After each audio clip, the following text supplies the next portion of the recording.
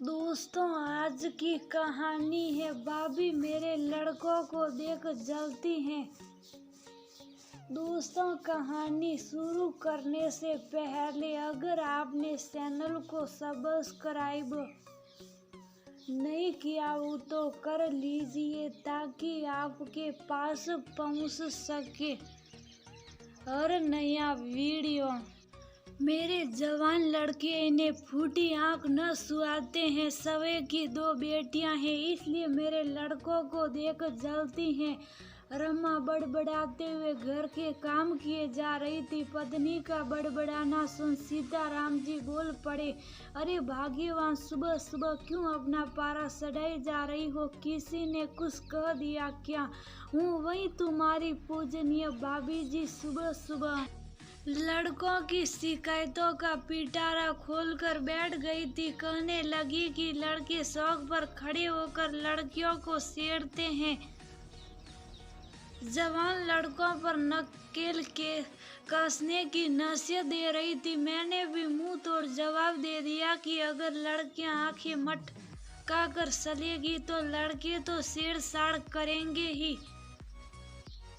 इसलिए लड़कों से ज्यादा लड़कियों के चाल चलन पर नजर रखने की जरूरत है। बस इतना कहना था कि मुंह बनाते हुए चली गई। तुम भी ना रमा, कुछ भी कहने से पहले सोचती नहीं? तुमने सीधे सीधे भाभी की बेटियों पर निशाना साधा तो उन्हें बुरा लगना ही था। बुरा लगे तो लगे, कोई मेरे लड़कों के बारे में उल्टे सीधे बातें करे तो मैं चुप नहीं रह सकती। रमा मुंह बनाती हुई बोली, वैसे तुम्हारे दोनों लाडले हैं, कहाँ सुबह से दर्शन नहीं दिए? वे दोनों तो सुबह से ही पढ़ाई करने के लिए ट्यूशन गए हुए, आजकल दिन रात पढ़ाई में लगे रहते हैं।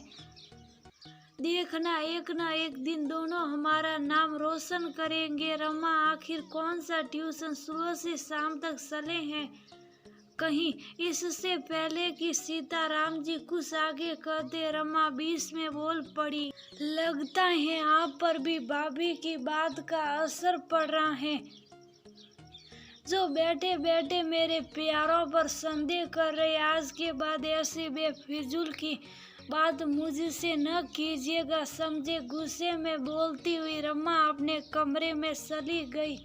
इधर सीताराम जी को अपनी पत्नी की बात बुरी नहीं लगी, क्योंकि उन्हें बच्चों की चिंता हो रही थी कि कहीं भाभी सच तो नहीं कर रही थी।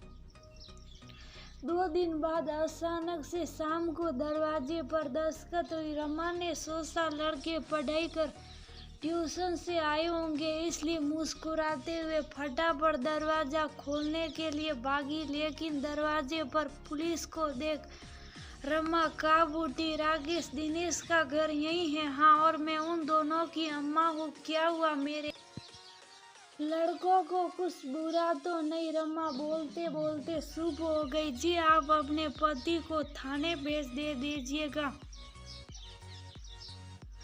आपके दोनों लड़के हमारी गिरफ्त में हैं। क्या? पर उन दोनों ने क्या किया? रमा ने लड़खड़ाती जुबान में पूछा। लड़की को छेड़ते हुए पकड़े गए। लड़की के पिता ने थाने में रिपोर्ट दर्ज कराई है। पुलिस इतना बोल वहां से चली गई, पर रमा वहीं दरवाजे पर खड़ी रही। कांटो तो खून नहीं, ऐसी स्थिति थी रमा की। दूसरी ओर सीताराम जी को जब ये सब मालूम हुआ, वे रमा पर जैसे बरस पड़े। कहती थी, मेरी भाभी झूठ बोलती है, मेरे लड़के ऐसे नहीं। अब क्या कहोगी?